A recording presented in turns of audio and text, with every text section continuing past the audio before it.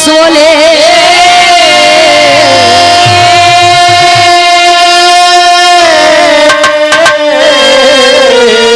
पूजो बाह हमारी कहन लगे मुस्कान।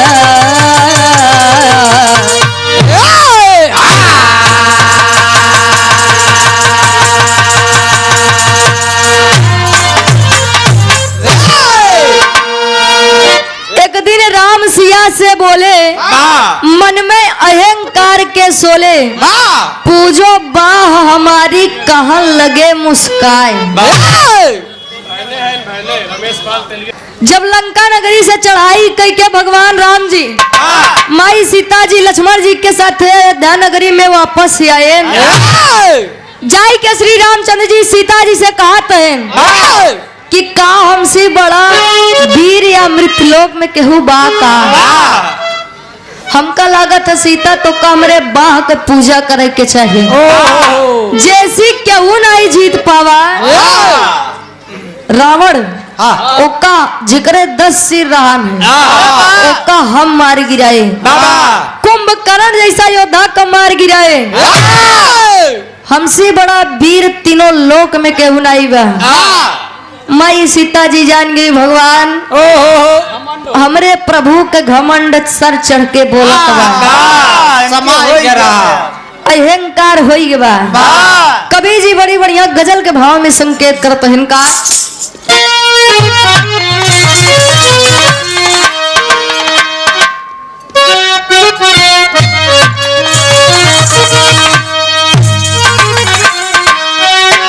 जिंदगी में क्या रहा, जिंदगी में क्या रहा, एहसास मर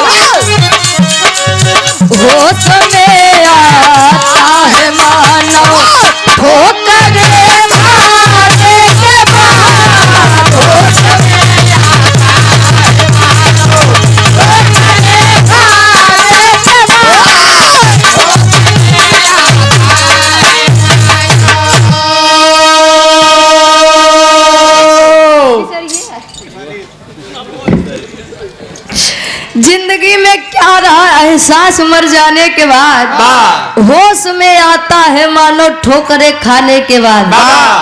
आज इस संसार के थक चलत बा यकीन भरोसा विश्वास। विश्वास करबे ना टूटे कैसे और टूटे ना तो होश में कैसे हो भाई। बस कर भाई। आप आदरणीय श्री राजधानी पाल जेसीबी वाले भावापुर की पावन धरती से 100 रुपए कमाना आगे पीछे आप आदरणीय श्री महेश कुमार पाल जी 100 रुपए का महान आशीर्वाद गोड़ छुके पहली बार। कवि जी भाव में बड़ी बढ़िया बात लिखा है इनका।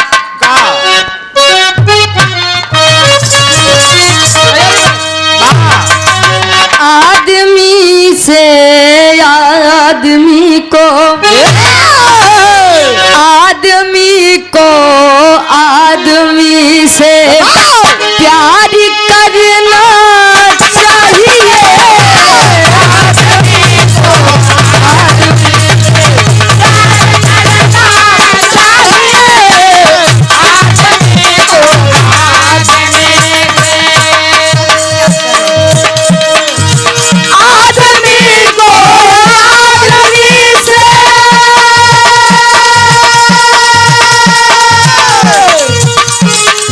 प्यार करना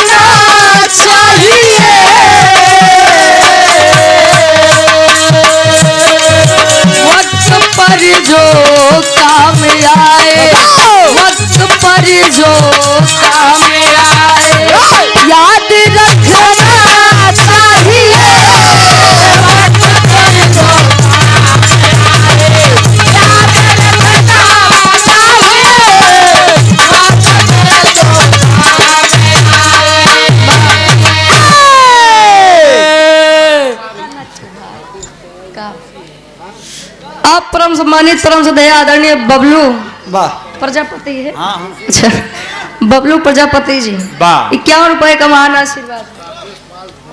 वाह आप आदरणीय परम सम्मानित श्री राकेश पाल जी झोसी की पावन धरती से वाह 21 रुपए का महान आशीर्वाद गोड़ छू के पहली बार। आदमी को आदमी से प्यार करना चाहिए, वाह वक्त पर काम आए याद रखना चाहिए। वाह कहा थे नहीं अगर बनी जाए। बबलू पाल कोतारी आप आदरणीय बबलू पाल कोतारी की पावन धरती से वाह ढेर 51 रुपए का महान आशीर्वाद। वाह मालिक पाल उसरी की पावन धरती से 51 रुपए का महान आशीर्वाद। काय पाने ढेर जने रहते लेकिन बिगड़े पे बहुत कम जने रहते। तो जब बिगड़े पर साथे रहे उनका साथ कभो न छोड़े चाहिए। हमरे विराह के कहानी के शुरुआत ही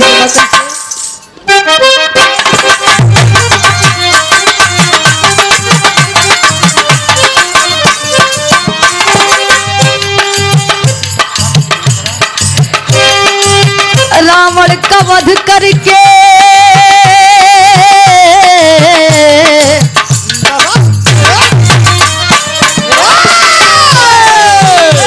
रावण का वध करके राम घर को आए हैं।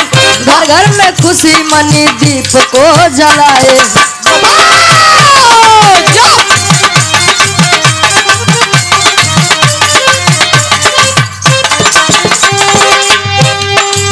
सिया से बोले प्रभु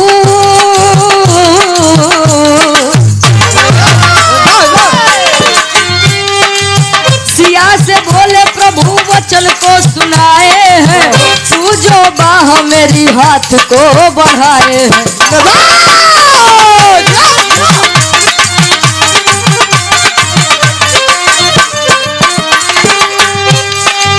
सुनकर बात सिया उनको तब निहारा। सुनकर बात सिया उनको तब निहारा है। सुनकर बात सिया उनको तब निहारा है। सुनकर बात सिया उनको तब निहारा है। तेरा घमंड प्रभु मन में बिचारा है। तेरा घमंड प्रभु मन में बिचारा है। तेरा घमंड प्रभु मन में बिचारा है।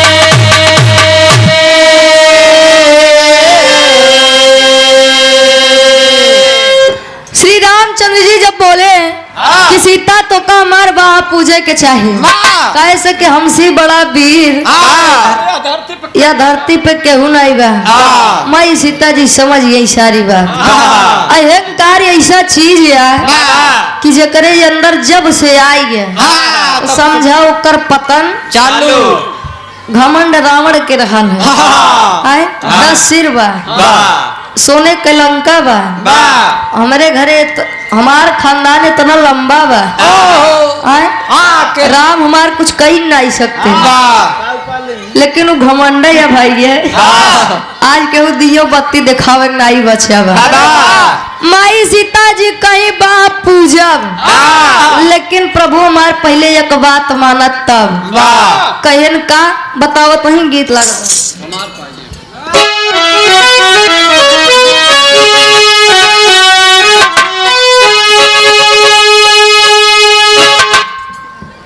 बड़ी बढ़िया गीत के संकेत करत हैं। कोनो नई नवेली दुल्हन का पंकज भैया अच्छा का तिनका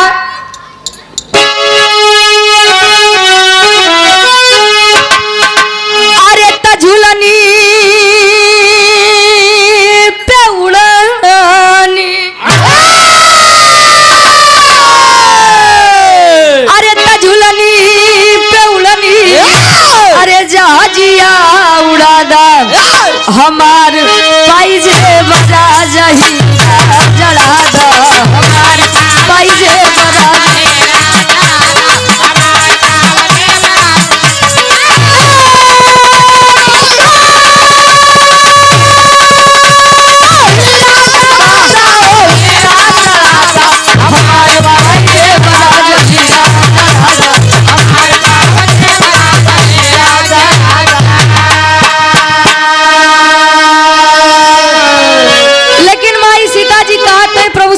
प्रेमचंद जी से कहा का अरे बतिया के माना, अरे बतिया के माना, अरे बतिया के माना हमारे स्वामी तानी बतिया के माना हमारे स्वामी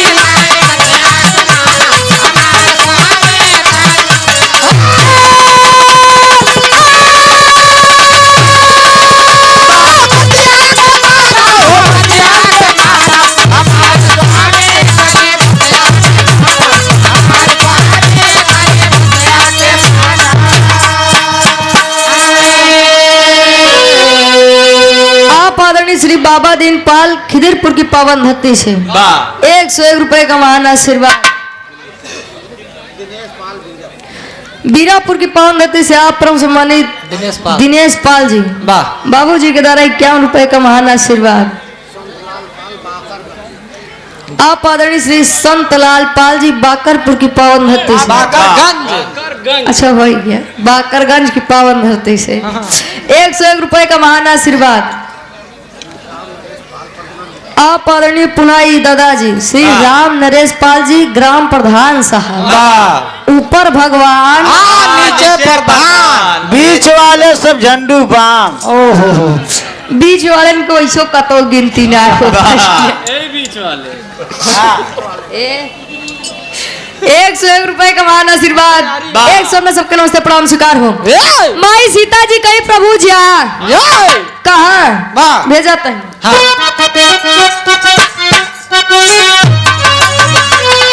अरे रहेला कोटा छुवन में अब एक ठी ललनवा तो पहले हराम जाई ओके सजनवा पहले हराम जाई ओके सजनवा पहले हराम जाई ओके सजनवा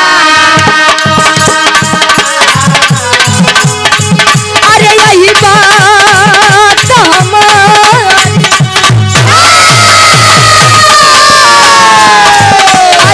बात हमारी सुमनवा में खाना हमारे प्रभु तनी बतिया के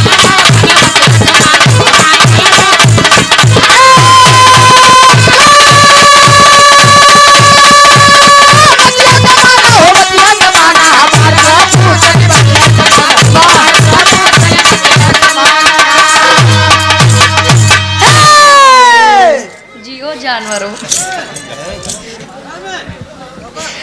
कहे कोटाक्ष वन में जा एक लड़का बा अगर ओका नाथ विजयी सी हो जाबा ओका पराजित कर देबा ओका मार के गिराई देबा तो हम खुशी खुशी आपका बाप पूजब लेकिन पहले जाओ के मार के आवा।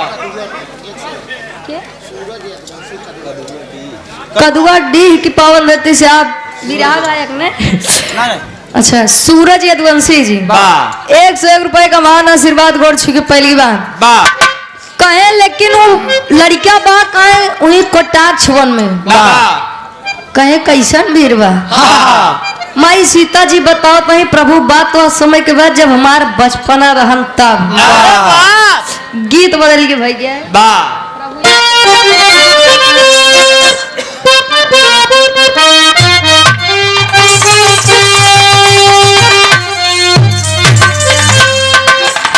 भगवान कन्हैया के वियोग में सारी गोपिकाएं विरह में कह रही हैं का प्रभु आप बसो वृंदावन में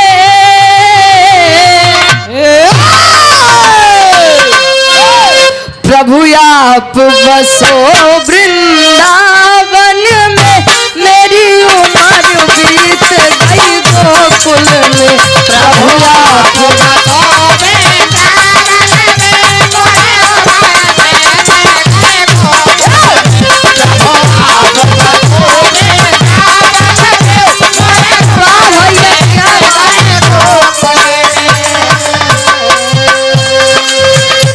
लेकिन माई सीता जी बतावत हिंका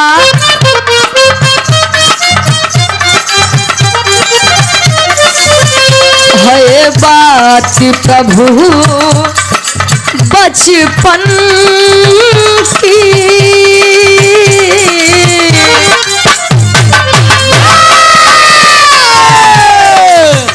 है बात प्रभु जी बचपन की, सखियन संग खेलन मन में गई।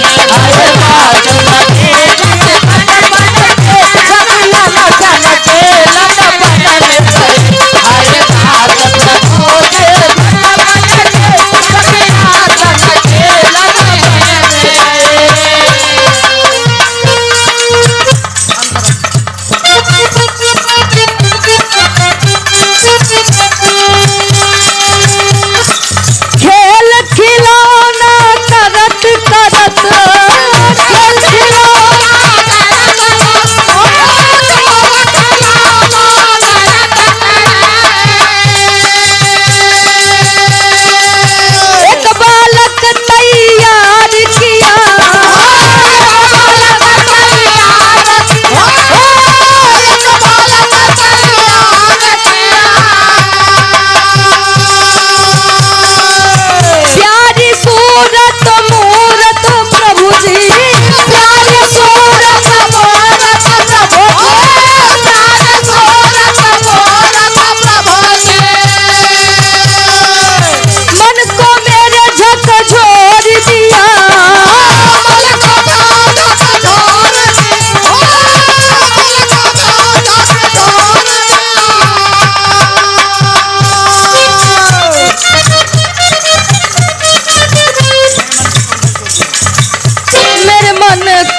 तब झकझोर दिया।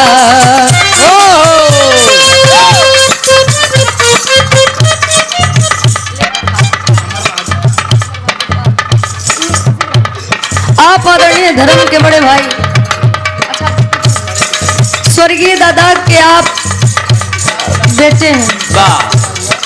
आप आदरणीय श्री अमरनाथ पाल जी, अमर बहादुर पाल जी, ये भैया जी के बड़े पिताजी हैं। 101 रुपए का महान आशीर्वाद, सुंदर पुष्प पंखुड़ियों में गुथा हुआ हार, आशीर्वाद के छार। राकेश पाल ये बाबू जी के द्वारा 21 रुपए का महान आशीर्वाद। धर्मराज पाल जी कमलदीपपुर की पावन धरती से 51 रुपए का महान आशीर्वाद। आवा ये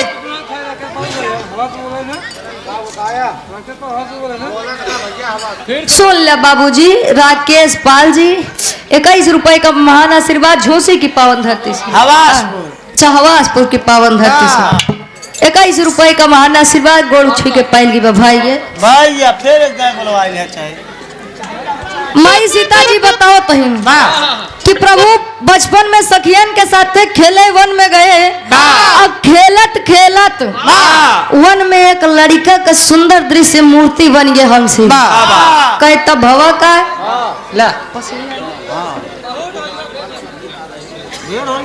स्वर्गीय दादा के आप छोटे भाई, आप आदरणीय श्री प्रभुनाथ पाल जी 51 रुपए का महान आशीर्वाद। कहीं हमारे पसीना से जब हमारे अच्छा नगेंद्र कुमार पाल जी मरहू की पावन धरती से 101 रुपए का महान आशीर्वाद। हमारे ये छोटी अंगुली में एक कांटा गड़ गया और जब वो एक कांटा निकला है तो एक बूंद रक्त वही मूर्ति के ऊपर गिर गया और लड़किया एकदम जीवित सुंदर। लेकिन हम घरे वाले के डर से लड़किया कहूँ कोटाक्ष वन में छोड़ दे, भेज दे, वही छोड़ दे। कहन तब कहन जा वही कहराई की आवत तब हम बा है आपके पूजा। कहन बिल्कुल चल देहन श्री रामचंद्र जी। गीत बदल के खाटी इलाहाबादी तर्ज लागत बा।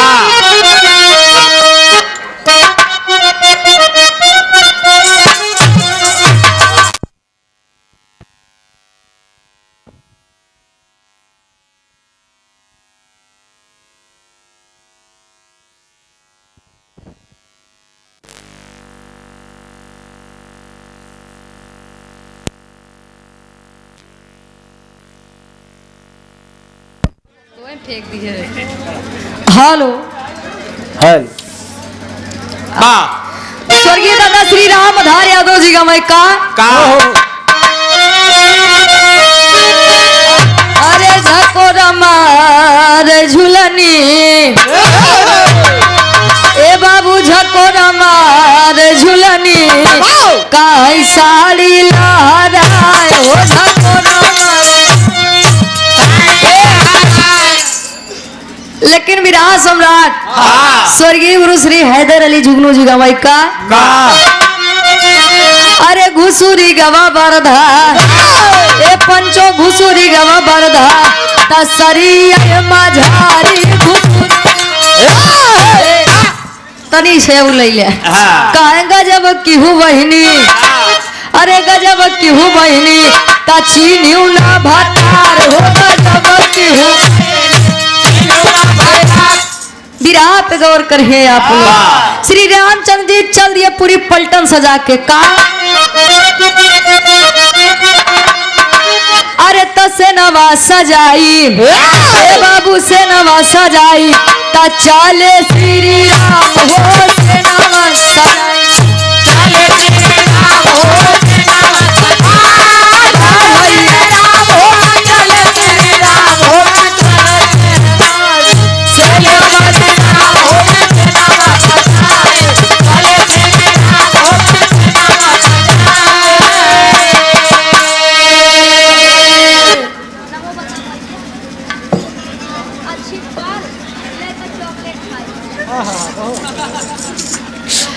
छोटा सा मुन्ना अच्छित पाल ढेर सारा माया पुरस्कार भैया तू चला है मंच पे यह बहुत बड़ी बात है आशीर्वाद दिला हम खुद ना है जगह जगह हम खुद ही मांगी थी लेकिन पढ़ लिख के अपने जिला जवार के नाम रोशन करा भैया हो इनकी नहीं मांगे खाई व्यवस्था मत छाने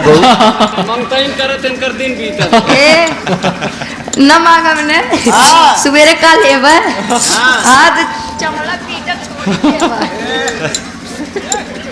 भैया ऐसे बेइज्जती न करा जग में तुलसी दो बड़े अरे जग में तुलसी दो बड़े एक पैसा एक राम कहा राम राम से मुक्ति मिले ही पैसे से सब हमार जीव इतना बड़ा रहा उनका ही लग जाए तू पाए होते शायद लाई लेते गुटका श्री रामचंद्र चलिए कटाक्ष वन होता का है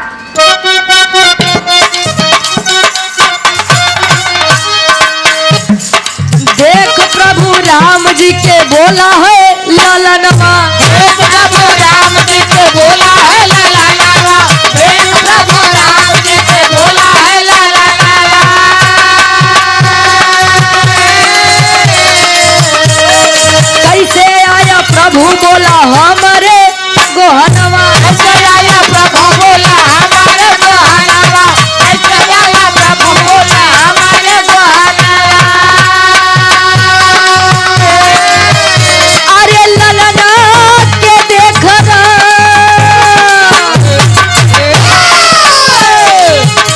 अरे ललना के देखना रहे किसी आई चले श्री राम कब से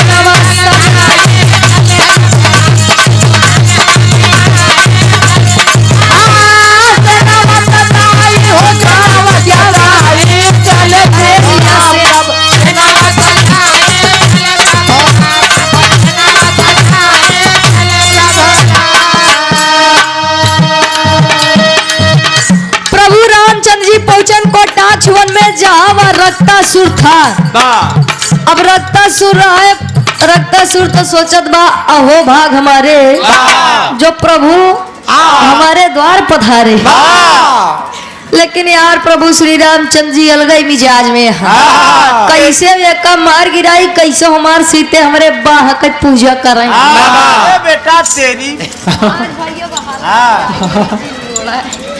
हाँ काहे कैसे इनका मार गिराई और कैसे हमार बाह पूजा जा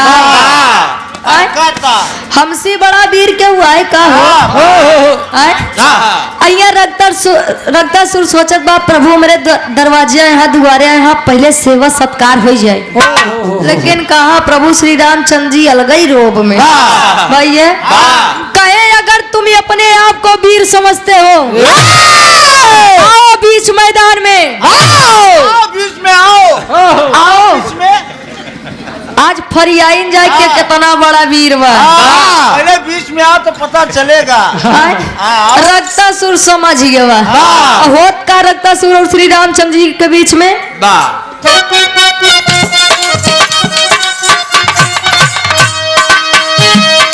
दोनों वीरवन में होला तब लड़ाई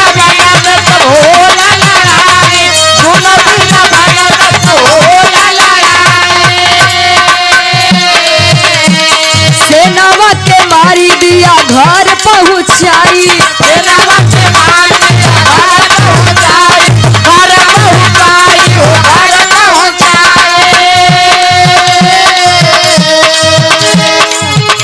अरे सुनी के खबर माता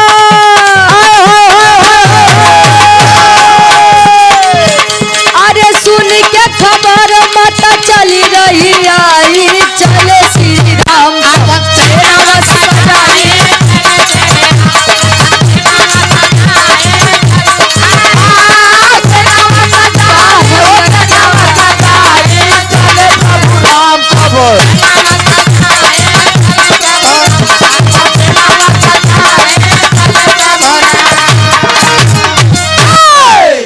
दोनों वीर में आज युद्ध होत बा घमासान युद्ध होत बा और भैया वो एक बाण मारे तवार से 10 वाड़े आवे और सब एक 10 कदम चले तो 100 कदम चले 100 कदम चले एक दो गदा में तो सब पलटन अयोध्या नगरी पहुंच गए। हनुमान जी हरे मुंबई अयोध्या नगरी पहुंच गया अरे हनुमान जी भैया हनुमान जी का बल याद दिवावे पर माई सीता जी कहीं काब हनुमान अरे मरवाई के आइए